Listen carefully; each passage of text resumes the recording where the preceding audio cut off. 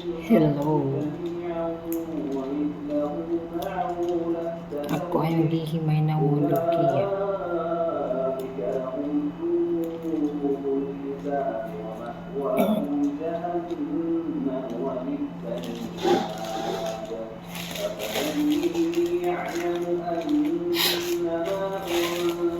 Kung hindi sa amin ito, sa anak ng amo ko.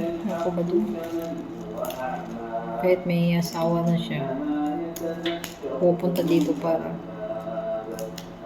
dito magluto. Ay dito ipapahimay yung mga yung matagal gawin.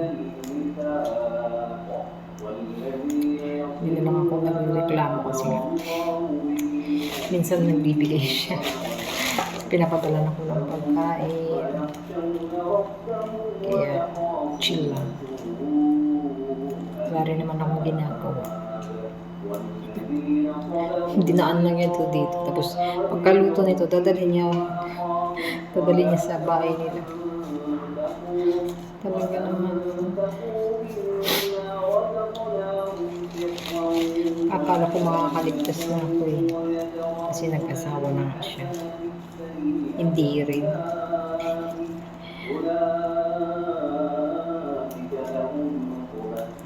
Hindi rin. Kasi minsan dadala siya ng pag hindi siya, pag tinaman siya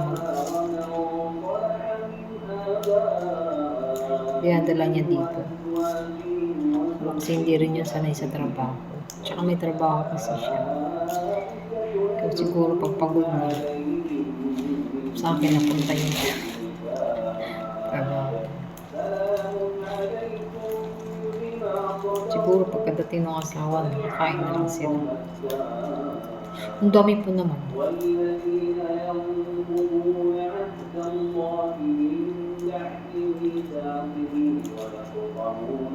Wala talaga sa ayos to. You told me, sabi nga nila.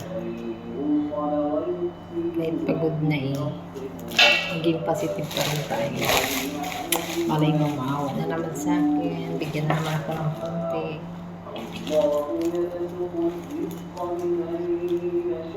Kahit pa konti-konti lang bigay doon, malaking bagay na rin. Nakakabili ako ng shampoo, yung mga personal needs ko. Kasi hindi naman ako libre dito.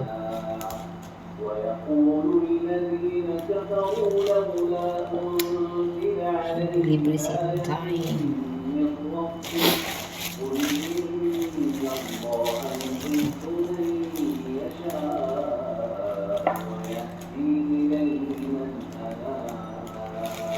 Masarap tong saluyot eh. Dati hindi ako kumakain nito. Sa atin, buo-buo dito kasi yung saluyot. Biniblend nila. Sa amo ko naman, hindi niya pinapablend. Mano-mano.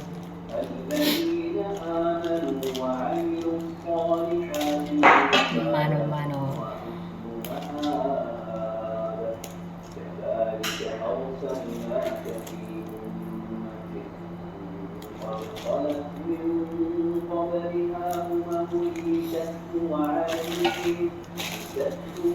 Pag may utos, may kapalit. Sabi nga, magulat ka pagka, magtaka ka pagka walang kapalit. Pag may binigay, may kapalit talaga. Pag binigyan ka, may kapalit. Yan, asahan mo, hintayin mo, ilang araw, may kapalit.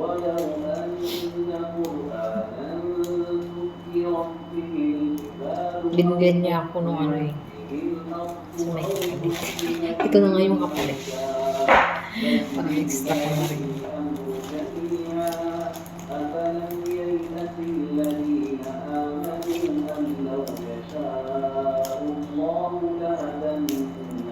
Tapos papakuluan ko yung karne.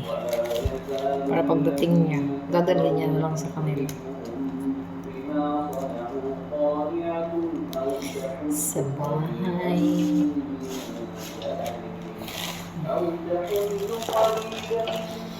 Bye.